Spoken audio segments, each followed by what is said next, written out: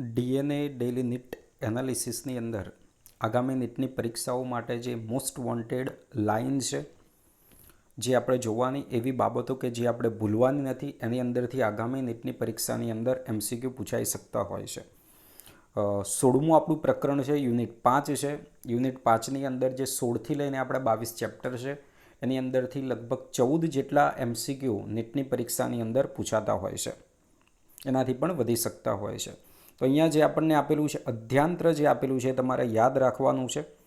અને અંધ કોથળી જેવો ભાગ યાદ એટલા માટે રાખવાનું છે કારણ કે એની અંદર સહજીવી સૂક્ષ્મ જીવો માટે યજમાન છે એવું આપણને પૂછાય કે પાચન માર્ગનો કયો ભાગ સહજીવી સૂક્ષ્મજીવો માટે યજમાન હોય, તો એ સ્પષ્ટ આપણને અહીંયા આપેલું છે. પાચન માર્ગના જે સ્તર આપેલા છે તમારે ખાસ યાદ રાખવાનું. એ જ રીતે જો એક અહીંયા શબ્દ થાય મેસોથિલિયમ, એન્ડોથિલિયમ, એન્ડોમેટ્રિયમ, માયોમેટ્રિયમ, આવા શબ્દો આખા ધોરણ 11 અને 12ની અંદર આવે છે. તો એ તમારે યાદ રાખવાના છે. જોડકા પ્રકારના એમસીક્યુની અંદર આ પૂછાઈ શકતું હોય છે. આગળ વધીએ તો અહીંયા લિબરકુનની ગુહાઓ તમારે ભૂલવાનું નથી. અને મોટી લસિકા વાહિની, જેને શું કહેવામાં આવે છે, પૈસવીની, જે ચરબીનું જે અભિશોષણ થતું હોય એની અંદર આપણને મદદરૂપ થતી હોય છે. યકૃતના એમસીક્યુ અહીંયાથી પૂછાતા હોય છે. તો અહીંયા યકૃત કોષો દ્વારા જે પણ પિત્તરસનું નિર્માણ થતું હોય, જે પણ નલિકાઓ આપેલી છે, કોણ જોડાવાથી કઈ નલિકા બને યાદ રાખવાનું. અને પિત્તાશયમાં પિત્તરસનું સંગ્રહ અને સંકેન્દ્રિત પણ એનું થતું હોય છે. એ જ રીતે પાચનની ક્રિયાના એમસીક્યુ પાછલા વર્ષોમાં જે કોષો આવેલા છે જઠરની દિવાલના, એના એમસીક્યુ તો પૂછાયેલા જ છે.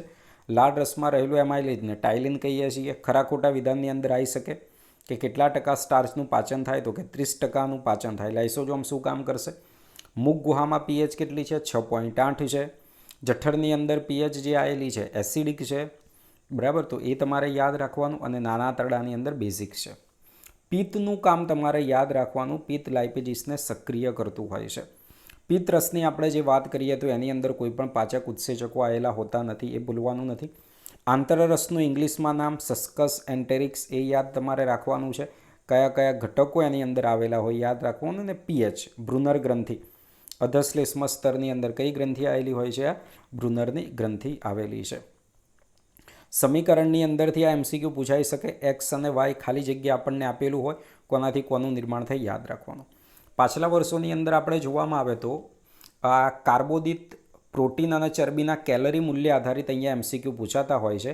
કે દાખલા તરીકે કોઈ વ્યક્તિ છે કે 50 ગ્રામ જેટલું કાર્બોદિત ખાય છે, 20 ગ્રામ જેટલું પ્રોટીન અને 10 ગ્રામ જેટલું ચરબી ખોરાકની અંદર લે, તો એની અંદરથી એને કેટલી ઉર્જા મળવાની છે, આવા એમસીક્યુ પૂછાય. બોમ્બ કેલોરીમીટરની બાબત કોઈ વખત પૂછાઈ નથી, તો આ પૂછાઈ શકે. ઓક્સિજનયુક્ત બંધ ધાતુની પેટી, જેની અંદર એનું દહન થતું હોય છે. આગળ આપણે વાત કરીએ તો અહીંયા આલ્કોહોલનો મુદ્દો, આલ્કોહોલનું જે અભિશોષણ આપણને અહીંયા જઠરની અંદર આપેલું છે, તો એ ભૂલવાનું નથી. આગળના પ્રકરણની આપણે વાત કરીએ તો શ્વાસોશ્વાસવાળું જે ચેપ્ટર છે એની અંદર 5મી ઉરસ્ય કશેરુકાના સ્તરે, બરાબર, જમણી અને ડાબી પ્રાથમિક શ્વાસ વાહિનીની અંદર એ શું થતું હોય છે? વિભાજિત થતું હોય છે. કોણ? તો કે શ્વાસ નળી આપણને વિભાજિત થતી હોય એ આપેલું છે, એ આપણે ભૂલવાનું નથી. અહીંયા જે તમને આકૃતિ આપેલી છે, ઓક્સિજન વિહીન રુધિરની અંદર PCO2 PO2નું દબાણ કેટલું છે? વાયુકોષ્ઠની અંદર એનું દબાણ કેટલું છે? દૈહિક ધમનીની અંદર એટલે ઓક્સિજન યુક્તમાં દબાણ કેટલું છે, એ તમારે અહીંયા યાદ રાખવાનું છે. એ જ રીતે અહીંયા જે પ્રસરણ જે થવાનું છે, વાયુઓની જે આપલે થતી હોય છે, બરાબર, તો પ્રસરણ સપાટી 3 મુખ્ય સ્તરની બનેલી હોય છે. 3 સ્તરો કયા? તો આ તમારે યાદ રાખવાના છે. જે રીતે ગાળણની પ્રક્રિયા થતી હોય એની અંદર પણ જે 3 સ્તરો આપેલા છે તમારે યાદ રાખવાના છે. આ દરેક વિધાનની અંદરથી એમસીક્યુ પૂછાઈ શકતા હોય છે. 1 મિલીમીટર કરતાં ઘણી ઓછી હોય છે. આગળ આપણે વાત કરીએ તો અહીંયા જોડકાની અંદર આની અંદરથી એમસીક્યુ બની શકે છે. કોના દ્વારા કેટલું વહન થતું હોય છે એ તમારે અહીંયા યાદ રાખવાનું છે. આ જે વક્ર આપણને આપેલું છે સિગ્મોઇડ વક્ર, આના પણ એમસીક્યુ પૂછાતા રહેતા હોય છે. આ સમીકરણ તમારે યાદ રાખી લેવાનું છે, બરાબર છે. એ જ રીતે અહીંયા જે માહિતી આપણને આપેલી છે, કેટલા ml CO2 જે મુક્ત થતો હોય તમારે અહીંયા. એ જ રીતે બીજું જે શ્વાસ અનુચલન કેન્દ્ર આપેલું છે, મગજની અંદર લંબમજ્જાનો જે ભાગ આપેલો છે એ આપણે મહત્ત્વનો ભાગ ભજવશે. બીજું શ્વસન લયબદ્ધતાના નિયમનમાં ઓક્સિજનની ભૂમિકા નોંધનીય નથી. આ બાબત તમારે અહીંયા ભૂલવાની નથી, કારણ કે આપણું જે મહાધમની કમાન અને ગ્રીવાધમની સાથે જોડાયેલી સંવેદી રચના CO2 અને H+ની સાંદ્રતામાં થતા ફેરફારને ઓળખતા હોય છે. એ જ રીતે ફાઇબ્રોસિસ એટલે શું? આવું એમસીક્યુની અંદર પૂછાય કે રેસામય પેશીનો ઝડપથી વધારો થવો, જેને કહેવામાં આવશે ફાઇબ્રોસિસ એવું કહેવામાં આવતું હોય છે. કઈ બીમારી ક્રોનિક રોગ છે એ રીતે તમને એમસીક્યુની અંદર પૂછાઈ શકતું હોય છે એમ્ફીસેમાની અંદરથી. બરાબર છે. રુધિર જામી જવાના 3 તબક્કા જે આવતા હોય તમારે અહીંયા યાદ રાખવાના છે. કેલ્શિયમ રુધિર જામી જવાની ક્રિયા સાથે સંકળાયેલું કાસ્કેડ પ્રક્રિયા યાદ રાખવાની છે. બીજું ખાસ ઇમ્પોર્ટન્ટ બાબત અહીંયા તો કે પેશીય જળ જે આવેલું છે, બરાબર, કે એ પેશીય જળની મારફતે રુધિર અને કોષોની વચ્ચે પોષક તત્વો વાયુઓનું વિનિમય હંમેશા આ પ્રવાહી દ્વારા, એટલે કયો પ્રવાહી દ્વારા? આંતરકોષીય પ્રવાહી અથવા તો પેશીય જળ દ્વારા થતું હોય. આવું એમસીક્યુ આપણને પૂછાઈ શકે છે.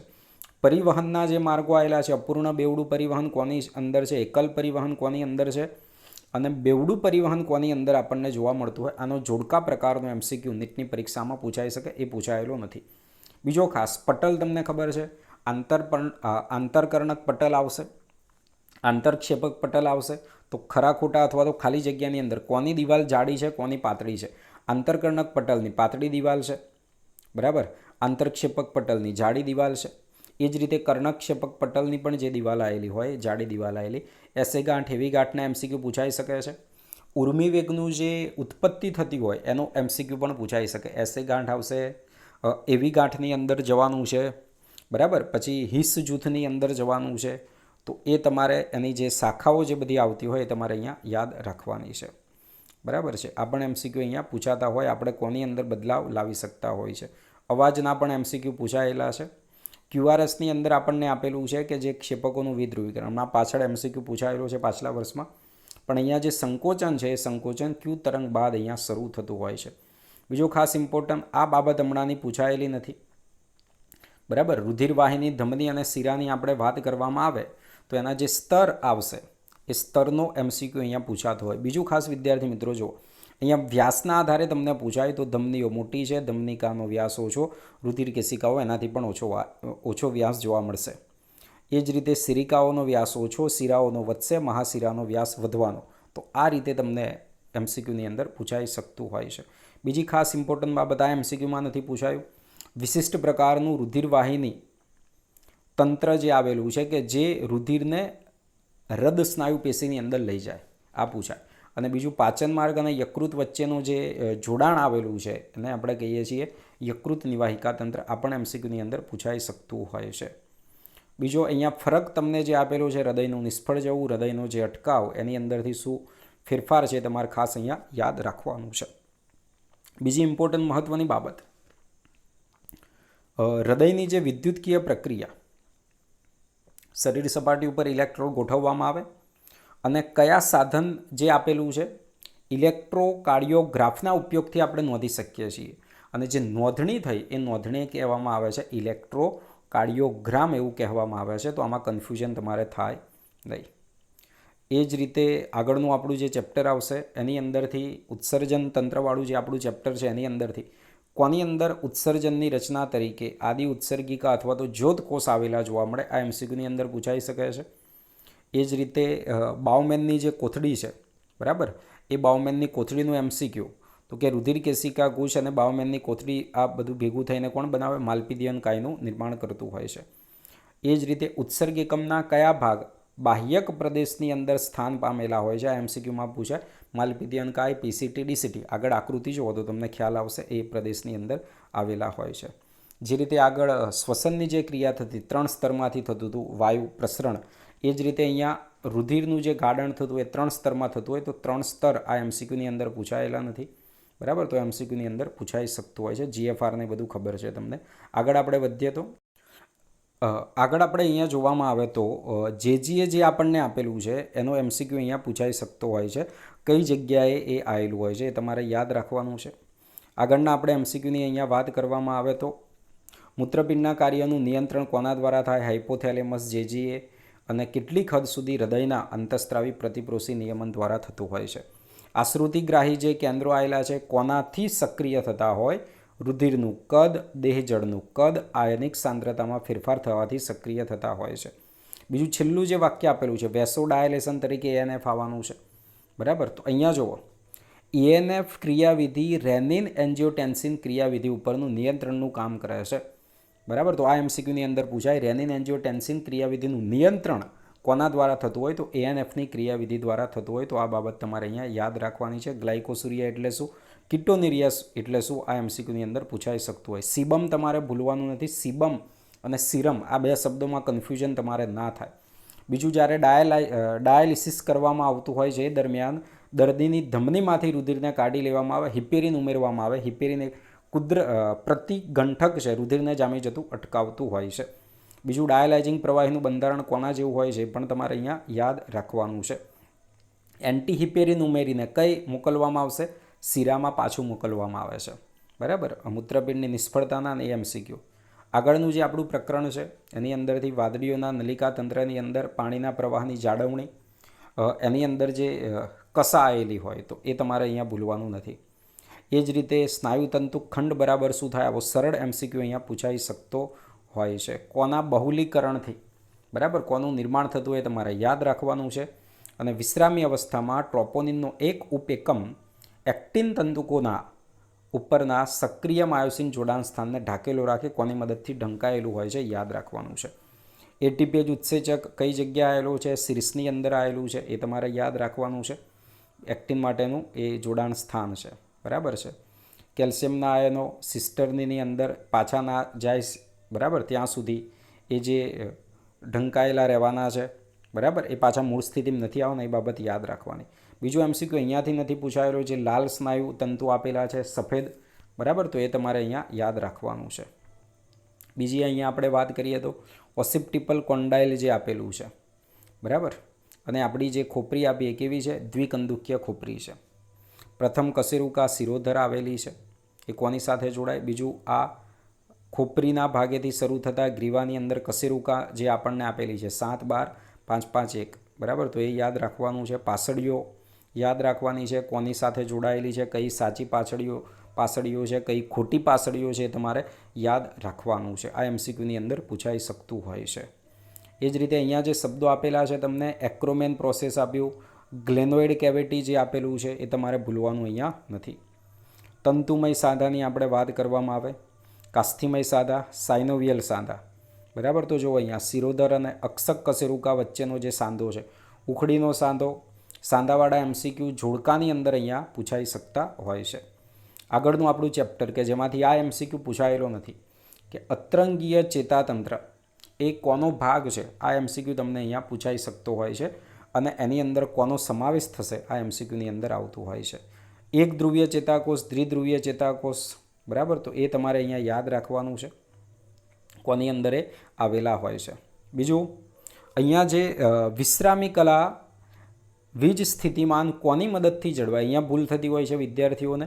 તો સમગ્ર વિશ્રામી કલા સોડિયમ પોટેશિયમ પંપના આયનોના સક્રિય વહનથી જળવાય. અને વિશ્રામી કલા વીજ સ્થિતિમાન જાળવવા માટે 3 Na+ને બહારની તરફ અને 2 K+ને કોષની અંદર એ મોકલતા હોય છે. અને જેના પરિણામે બહારની સપાટી ધન વીજભારિત થઈ જાય, અંદરની સપાટી ઋણ વીજભારિત થઈ જતી હોય છે. આ તમારે યાદ રાખવાનું છે. આગળ વધીએ તો અહીંયા ઉર્મી વેગનું જે વહન થતું હોય તો ચેતોપાગમ દ્વારા થતું હોય તો 2 પ્રકારના ચેતોપાગમ આપેલા છે. બરાબર, રાસાયણિક ચેતોપાગમ અને વિદ્યુતકીય ચેતોપાગમ. આપણા તંત્રની અંદર આ વિદ્યુતકીય જે ચેતોપાગમ છે ખૂબ જ ઓછી માત્રાની અંદર હોય છે. બરાબર, ચેતાપ્રેષક દ્રવ્ય ભરેલી પુટિકાઓ આવેલી હોય છે. કોના તરફ ગતિ કરે છે એવું જો એમસીક્યુમાં પૂછાય તો તમને પટલ તરફ ગતિ કરે છે. બીજું, લિમ્બિક તંત્ર. બરાબર, લિમ્બિક તંત્ર કોનાથી બને છે યાદ રાખવાનું છે તમારે. એમાગ્લાઇડા આપેલું છે, હિપ્પોકેમ્પસ આપેલું છે. બરાબર, અને આ લિમ્બિક તંત્ર એ હાઇપોથેલેમસની સાથે મળીને ઉત્તેજના, ખુશી, ગુસ્સો, ભય, બરાબર, પ્રેરણાનું આ નિયમન કરતો હોય છે. તો આ ભૂલવાનું નથી. મસ્તિષ્ક તરલ નલિકા, ચતુષ્કાય ખંડો આપેલું છે. બરાબર, એ જ રીતે પશ્ચિમ મગજની અંદર જો ખાસ આ મસ્તિષ્ક સ્તંભ બરાબર શું થાય? આ એમસીક્યુની અંદર તમને પૂછાતું હોય છે. મસ્તિષ્ક સ્તંભની રચના કોના દ્વારા થાય? તો કે મધ્ય મગજ, પોન્સ અને લંબમજ્જા. ઘણીવાર એવું પૂછાય કે મસ્તિષ્ક સ્તંભની રચનાની અંદર કોણ આવવાનું નથી, તો એ તમારે યાદ રાખવાનું. બીજો સંવેદંગોમાં એકદમ સરળ આપેલું છે, પણ અહીંયા તમે જુઓ નાક અને જીભ બંને દ્રાવ્ય રસાયણોને ઓળખે છે. અને બીજું ઘ્રાણ ગોલકો મગજના લિંબિક તંત્ર સાથે જોડાયેલા હોય છે, જેના પરિણામે જે પણ ગંધ આપણે પારખીએ છીએ એની અસર, બરાબર, આપણી જે વર્તુણક ને એવું બધું જે થવાનું છે, બરાબર, મગજ ઉપર એની જે અસર થાય, કારણ કે લિંબિક તંત્ર સાથે જોડાયેલું હોય છે. આગળ આપણે આંખની વાત કરીએ તો અહીંયા વાદળી રંગનું દેખાતું હોય છે. કોણ દેખાય એવું એમસીક્યુની અંદર તમને પૂછાઈ શકે છે, બરાબર. બીજું એમસીક્યુ કે આપણને સફેદ પ્રકાશની સંવેદના ક્યારે પેદા થતી હોય છે, તો એ તમને એમસીક્યુમાં પૂછાય કે શંકુકોષો સમાન રીતે ઉત્તેજિત થતા હોય ત્યારે સફેદ પ્રકાશની સંવેદના પેદા થતી હોય છે. ફોવિયાના એમસીક્યુના બધા પૂછાયેલા છે, બરાબર. બ્લાઇન્ડ સ્પોટ યાદ રાખવાનું. દ્રષ્ટિની ક્રિયાવિધિ ખરા ખોટાનું આવે ત્યારે અહીંયા ભૂલ પડી જતી હોય છે. અહીંયા ખાસ ઇમ્પોર્ટન્ટ વાક્ય રેટિનલ વિટામિન એ, બરાબર, આલ્ડીહાઇડનું જે આવેલું છે એ તમારે યાદ રાખવાનું. વિટામિન એનું વ્યુત્પન્ન છે એટલે એની આપણે જરૂર છે. અને પ્રકાશ શું કરે? ઓપ્સિનમાંથી રેટિનલના વિયોજનને પ્રેરે છે. આની અંદર વિદ્યાર્થીઓને ભૂલ પડી જતી હોય છે, તો આ ભૂલવાનું નથી. એ જ રીતે આ આકૃતિ એમસીક્યુ માટે યાદ રાખવાની, પહેલાં પરીક્ષાઓની અંદર પણ આ પૂછાયેલી છે, બરાબર. અંતઃકરણની અંદર કયા ભાગ આવશે એ તમારે અહીંયા યાદ રાખવાનું છે. તુંબિકા શું છે યાદ રાખવાનું છે. એ જ રીતે છેલ્લે અહીંયા જો વાત કરીએ તો ક્રિસ્ટા અને મેક્યુલા શરીરનું સમતુલન અને સ્થિતિ સાથે આ સંકળાયેલા છે. 22મા પ્રકરણની જો આપણે અહીંયા વાત કરવામાં આવે તો શરૂઆતની અંદરથી જે સોમેટોસ્ટેટિન આવેલો છે એ કોને અટકાવે છે, આવું એમસીક્યુમાં પૂછાય તો વૃદ્ધિ અંતઃસ્ત્રાવ જે આવેલો એને અટકાવતો હોય છે.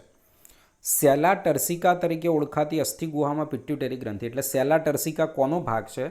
તો સેલા ટર્સિકા એ અસ્થિનો ભાગ છે, અસ્થિ ગુહાનો ભાગ છે, બરાબર. બીજું અંતઃશ્રદ્ધાની દ્રષ્ટિએ એને જોવામાં આવે તો એડિનો હાઇપોફાઇસિસ કે જેમાં અગ્ર પિટ્યુટરી ને મધ્ય પિટ્યુટરી આવી જશે, અને ન્યુરો હાઇપોફાઇસિસ કે જેની અંદર પશ્ચ પિટ્યુટરી આવવાની છે. તો એ તમને એવું પૂછાય, સીધું અગ્ર મધ્યના ના પૂછાય. તમને પૂછાય કે એડિનો હાઇપોફાઇસિસના કેટલા છે અને ન્યુરો હાઇપોફાઇસિસના કેટલા છે. ન્યુરો હાઇપોફાઇસિસ એટલે પશ્ચ પિટ્યુટરીના ઓક્સિટોસિન ને વાસોપ્રેસિન આવશે.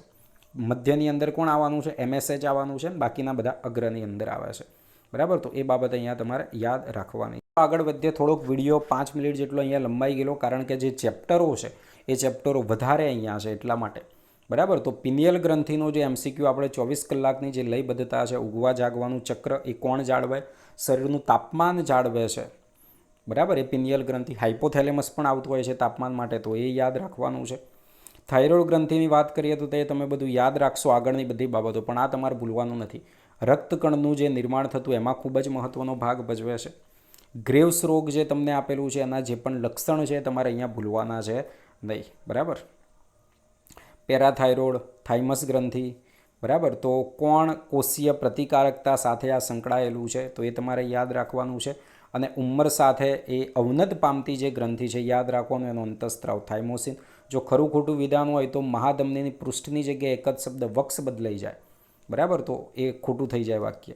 એડ્રિનલ ગ્રંથિના જે પણ વાક્યો આપેલા છે એની અંદર આ એક કેટેકોલેમાઇન પણ ગ્લાયકોજનના વિઘટનને પ્રેરે, ગ્લુકોઝનું પ્રમાણ વધારે. લિપિડ અને પ્રોટીનના વિઘટનને પણ એ ઉત્તેજિત કરે છે, તો એ યાદ રાખવાનું છે. એ જ રીતે એડ્રિનલ બાહ્યકના 3 સ્તર આપેલા છે, યાદ રાખવાનું છે, બરાબર છે. એની અંદર કોર્ટિસોલ આપેલું છે, ગ્લુકોકોર્ટિકોઇડ છે, અને શું કામ કરે છે યાદ રાખવાનું છે તમારે, બરાબર. રક્તકણના ઉત્પાદનને ઉત્તેજે છે. એન્ટી ઇન્ફ્લેમેટરી, પ્રતિદાહક અસર, તો આ એમસીક્યુમાં પૂછાય. બીજું ખાસ ઇમ્પોર્ટન્ટ, કોર્ટિસોલ જે આવેલું છે હૃદ પરિવહન તંત્ર, હૃદય અને રુધિરાભિસરણ તંત્રની જાળવણી સાથે સાથે મૂત્રપિંડના કાર્યોની પણ જાળવણી કરે. આવું એમસીક્યુની અંદર તમને પૂછાતું હોય છે, કોણ આવું કામ કરશે, બરાબર છે. જે રીતે અહીંયા કોષીય ગ્રહણ ક્ષમતા એમિનો એસિડના વપરાશને અવરોધે છે. એડિશન રોગનો અહીંયા એમસીક્યુ પૂછાતો હોય છે, બરાબર છે. આશ્રુતિ દાબ, રુધિર દાબ વિશે આપ્યું. આલ્ડોસ્ટેરોન એ તમને ખ્યાલ છે. સ્વાદુપિંડની આપણે વાત કરીએ તો અહીંયા જે હાઇપરગ્લાયસેમિક અને હાઇપોગ્લાયસેમિક, આમાં તમારે ભૂલ પડવી જોઈએ નહીં. એડિપોસાઇટ્સ આપેલું છે અને યકૃત કોષોની અંદર હિપેટોસાઇટ્સ આપેલું છે. ગ્લુકાગોન શું કરશે? ગ્લુકોઝના ગ્રહણ અને વપરાશમાં ઘટાડો કરે છે. જ્યારે ઇન્સ્યુલિન શું કામ કરે છે? ગ્લુકોઝના વપરાશની અંદર એ વધારો કરતો હોય છે. મેદપૂર્ણ કોષો ઉપર કામ કરે અને ગ્લુકોઝના કોષીય ગ્રહણ અને વપરાશની અંદર શું કરે છે? વધારો કરતું હોય છે, બરાબર છે. ખાસ બીજું ઇમ્પોર્ટન્ટ કોર્પસ લુટિયમને તો બધું ખબર છે, અંગામી અંતસ્ત્રાવી ગ્રંથિ તરીકે. પણ અહીંયા જો પ્રોજેસ્ટેરોન આપણે પ્રસૃતિ ગર્ભધારણનો તો અંતસ્ત્રાવ, બરાબર, પ્રસૃતિ નહીં, ગર્ભધારણનો તો અંતસ્ત્રાવ છે, પરંતુ સાથે સાથે જોવો અહીંયા એ સ્તન ગ્રંથિ ઉપર પણ અસર કરતો હોય છે અને એની જે કોષ્ટ જે દૂધનો સંગ્રહ કરવાનો છે, બરાબર, એની પુટિકાની જે રચના એટલે એનો સંગ્રહ કરાવડાવે છે, ઉત્તેજિત કરે છે નિર્માણ અને દૂધનો સ્ત્રાવ કરાવડાવવા સાથે સંકળાયેલો છે. ઇરિથ્રોપોએટિનનું કામ તમને પૂછાય. બીજું ખાસ ઇમ્પોર્ટન્ટ, સીસીકે ઘણા બધા વિદ્યાર્થીઓ એક જ એમાં યાદ રાખે છે કે પિત્તાશયનું સંકોચન કરે ને પિત્તરસ, બરાબર, પરંતુ અહીંયા એનસીઆરટીમાં આપણને લખેલું છે કે સીસીકે બંને ઉપર અસર દર્શાવતું હોય છે, સ્વાદુપિંડ અને પિત્તાશય બંને ઉપર, અને સ્વાદુ ઉત્સેચકોને પિત્તરસના સ્ત્રાવને ઉત્તેજે, તો આ બાબત તમારે ભૂલવાની છે નહીં. અંતસ્ત્રાવની ક્રિયાવિધિની આપણે વાત કરીએ તો એની અંદર જે પણ આવેલા હોય છે, મેમ્બ્રેન બાઉન્ડ રિસેપ્ટર આવેલા છે અને કોષાંતરીય આવેલા છે, બરાબર. પેપ્ટાઇડ અંતસ્ત્રાવો, સ્ટીરોઇડમાં કોણ આવશે, આઇડોથાઇરોનિન એમિનો એસિડનું વ્યુત્પન્ન કોણ છે. અને બીજું અહીંયા જુઓ તમે, સ્ટીરોઇડ અંતસ્ત્રાવો અને આઇડોથાઇરોનિન જનીન અભિવ્યક્તિનું નિયંત્રણ કરતા હોય છે, કારણ કે એમના જે પણ રિસેપ્ટર છે કોષાંતરીય રિસેપ્ટર છે. કેવા છે? કોષાંતરીય રિસેપ્ટર આવેલા હોય છે. તો આ બાબત અહીંયા તમારે ભૂલવાની નથી. All the best. Thank you. ચેનલની અંદર નવા હોય તો ચેનલને સબસ્ક્રાઈબ કરજો, શેર કરજો, વધુમાં વધુ વિદ્યાર્થીઓને શેર કરજો. આ રીતે આપણે બધા જ ધોરણ 12ના પણ જે 5 આપણા યુનિટ છે એ પણ આપણે જોઈ લઈશું, જેમાંથી આગામી પરીક્ષાઓની અંદર કઈ કઈ બાબતો પૂછાઈ શકતી હોય છે. Thank you.